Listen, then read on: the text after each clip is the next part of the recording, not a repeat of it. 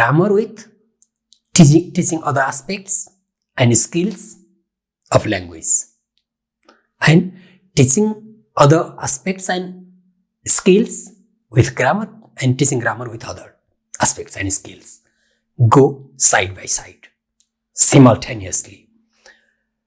So we have to consider this, and now we are going to discuss some ways or methods of teaching grammar. Generally, there are two major methods of teaching grammar. They are inductive method and deductive method. Teaching grammar through rules. Deductive method. Deductive.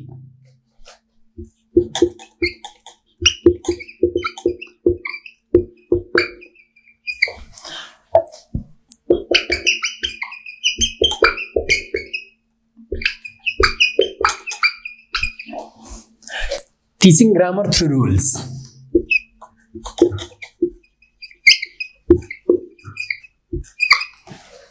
And teaching grammar through examples.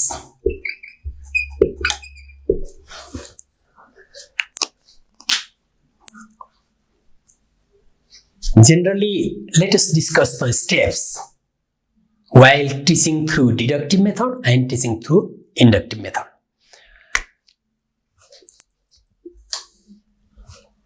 Now let us discuss these steps. First, presentation of rules.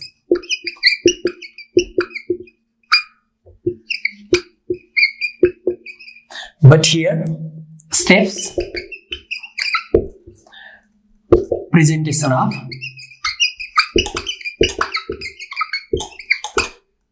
examples.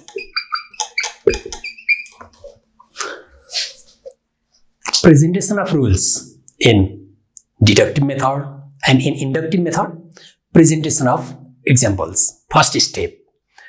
And in second step, in the deductive method, explanation of rules.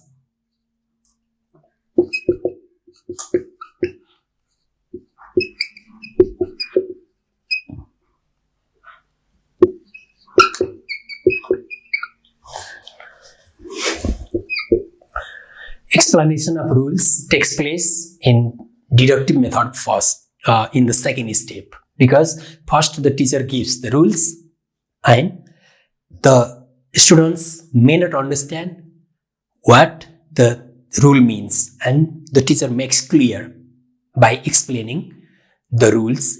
Explanation of rules come under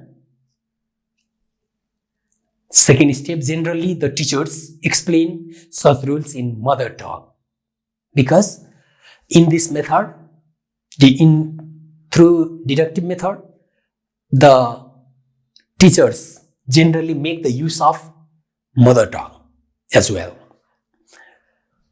And in a deductive method, the second stage is analysis of examples.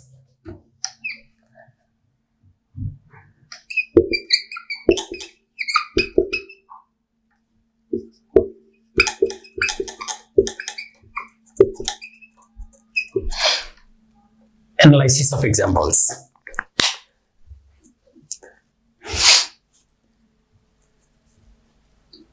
It is the difference. And in third step, provide some examples.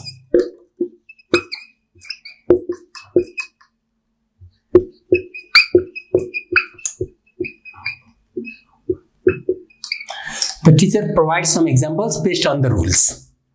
But here, in inductive method, the teacher does not provide the rules first. Just the teacher provides or presents many examples so that the students have to discover discovery of the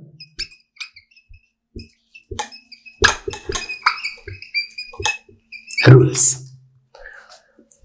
Rules to examples, but examples to rules. The teacher does not give the rules, but students have to identify the rules from examples. So first of all, examples are presented in inductive method, and analysis of examples takes place, and they themselves, students themselves, analyze the examples, and at last they discover what rules lay under such examples, and they try to find out. Fourth, practice. Practice of examples or rules, and generally oral and written form, oral or written, both. Practice. 4, must practice. Practice comes here. Oral or written, practice.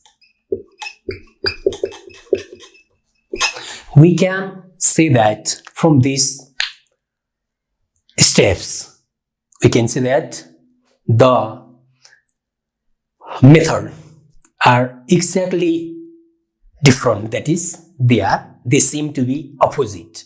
One goes from rules to examples, and other from examples to rules. So, through rules, in deductive method, the grammar is taught through rules, and in inductive method, grammar is taught through examples. So, these are exactly opposite type of method. After discovery of the rules, generalization comes here.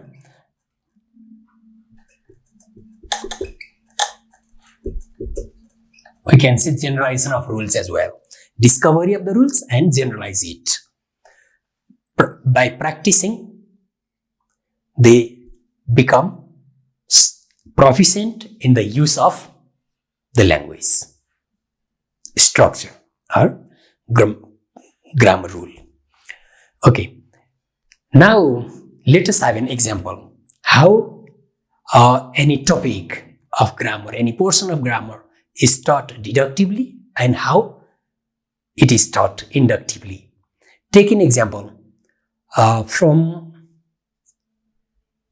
okay, now let's have the discussion for what? For teaching present continuous tense. Let us example.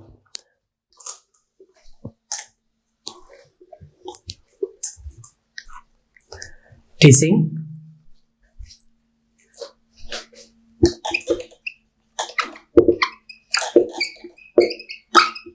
present continuous.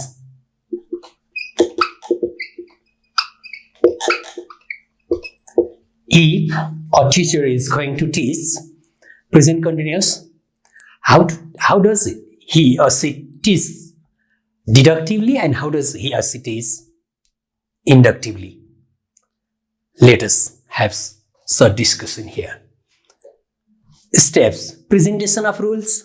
Here, in the first step, the teacher presents the rule like this. Subject plus is or a or are plus verb ing form before plus object. Like this, the structure, a rule is given through deductive method. But the rule is not given first. The students have to find out this. The teacher does not provide this rule. What does the teacher do? In the inductive method, the teacher presents the examples.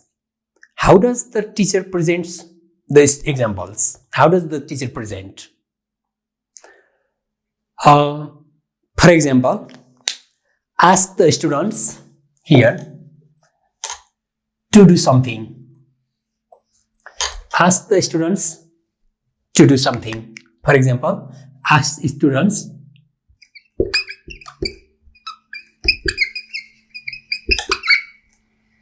to dance, for example, or any one student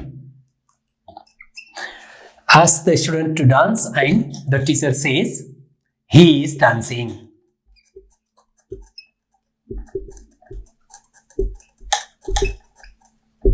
Like this, he presents the example of present continuous tense with the situation, with creating the situation. It is very effective. So, he is dancing now also can be added. He is dancing now because present continuous tense indicates the actions happening at the time of speaking. So, the teacher asks a student to dance and he says he is dancing now. This is the creating of situation.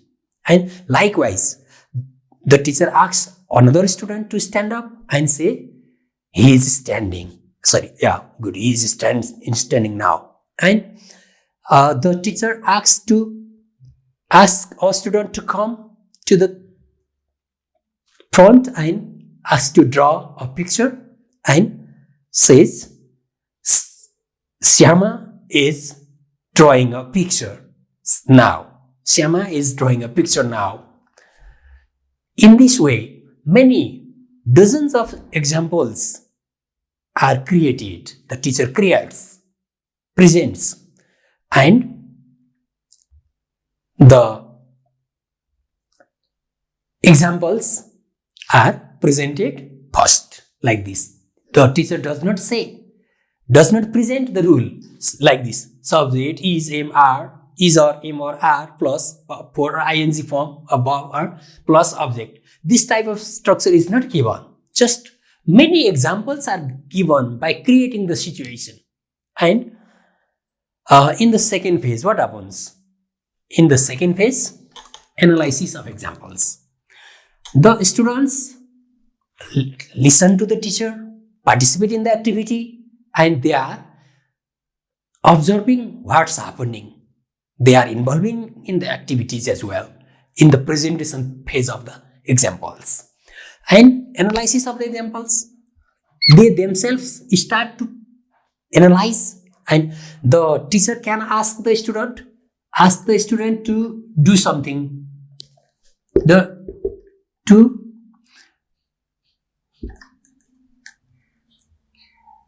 dance. Ask a student to dance and another student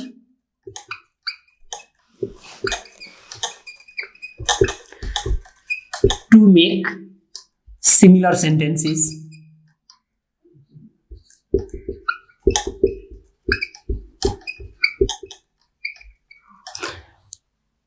To make sentence by watching it, by observing it. Similar means, don't say similar here, just to dance. If student A is dancing, and if the teacher asks student A to dance and he's dancing, at that time the teacher asks student B to make sentence. What is he doing?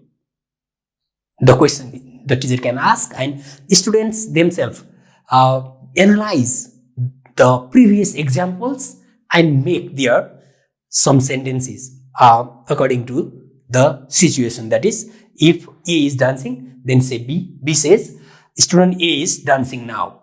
It is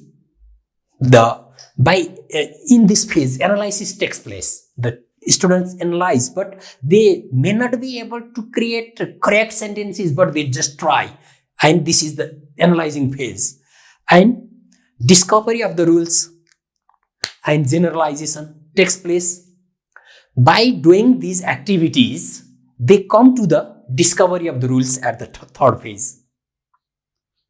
And they generalize and find out from such examples they observe and see students themselves. The teacher does not give the rules. The students tries to find out. First of all, there is subject, then is or am or are. There are many sentences. By observing such sentences, they can find out this, and plus before they see, and if the teacher asks to find out the structures, and they themselves try to find out, and they generalize this. First of all, in the beginning phase, first phase, second phase, the students are not asked about the structures. Then can you tell me what's the structure? What is there at the first place, and what is there after this, and what is the form of verb there? Like this, these questions. Through these questions, with the analyzing the examples, such questions can be asked by the teacher, and through such questions, they generalize the rules, and they come to such conclusion there, and they practice much exercises, much examples of such portion of grammar orally and in the written form as well. In this way, inductive method. In this way, the grammar is taught inductively, but I am still incomplete here. First step is presentation of rule. Second, explanation of rule. Here, there is no need of explanation of rule. Just they generalize it. They themselves, students themselves, find out. The teacher can guide, asking some questions. The teacher does not give this structure.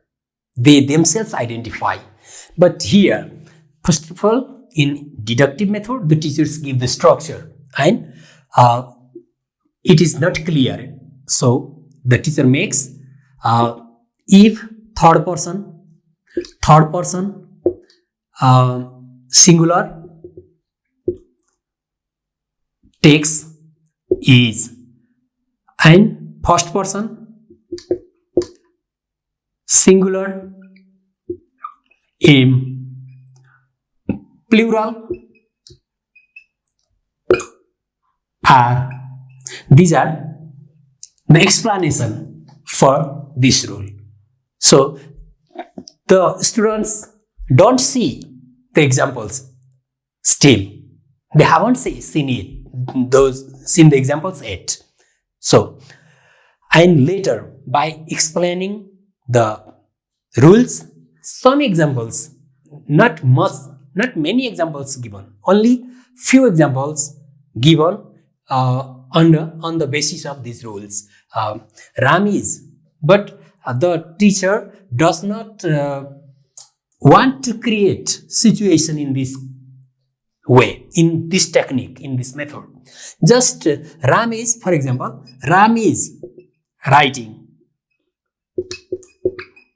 Now, the teacher may not consider the situation. Ram may not be writing at that time. Just Ram is writing now. The example is given in this way. But situation is created. Generally, situation is created while presenting the examples in inductive method. But in Ram is writing now from the rules. Just sentences are made. It does not matter whether it is true or not. The situation is not created. And I am playing football. But now I am writing. It doesn't seem to be real, generally. And they are having meal, and so on. Like this example given and practiced. Such examples are practiced orally and in the written form as well. This is the way of teaching deductively. This is the way of teaching inductively. So, from this explanation, I think you are clear which method is better to use. we prefer to use inductive method in teaching. We don't generally we don't prefer to use deductive method of teaching while teaching grammar in primary level. So in primary level, we have to give emphasis on inductive method because the students become active while teaching through inductive method. They have the much exposure of language, and it also helps to create the situation. Generally, the teacher, the well-trained teacher, can use this type of technique and creates the situation, and students themselves participate, and to generalize, to discover and to generalize the rule, they themselves they themselves are involved. And so inductive technique is effective in primary level for teaching grammar. So we have to prefer to use inductive method while teaching grammar. We know the difference between these two methods, deductive and inductive. Deductive method is traditional technique of teaching grammar, and inductive method is modern technique of teaching grammar. And it is teacher-centered method of teaching grammar, and it is student-centered technique because students participate much more in this technique. There is important role of teacher as well, but this is taken as the student-centered. And there is generally use of the target language, that is English, but there can be the use of mother tongue. So they can use, the teachers and the students can use Nepali language while teaching and learning through this technique. And so this technique, inductive technique, is more effective for teaching grammar, especially in primary level, and this is less effective method in teaching grammar in generally primary level. This is rule-driven method, and this is rule discovery technique or method. So I think now you are clear what the grammar is and how we have to teach grammar in primary level, which method is to be preferred. Generally, materials should be prepared while teaching grammar. Here I have just talked about the methods, just talked about the method, which method is better, through which method, how to teach through which method, that is through deductive method how to teach, and through inductive method how to teach. In brief, I have made it clear. I think you are clear in this phenomenon. Generally, teaching materials are important while teaching grammar, and creating situation is another important thing. So the appropriate teaching materials should be developed. We'll discuss use of teaching materials as well while teaching different or various portions of grammar. Now let us stop it here.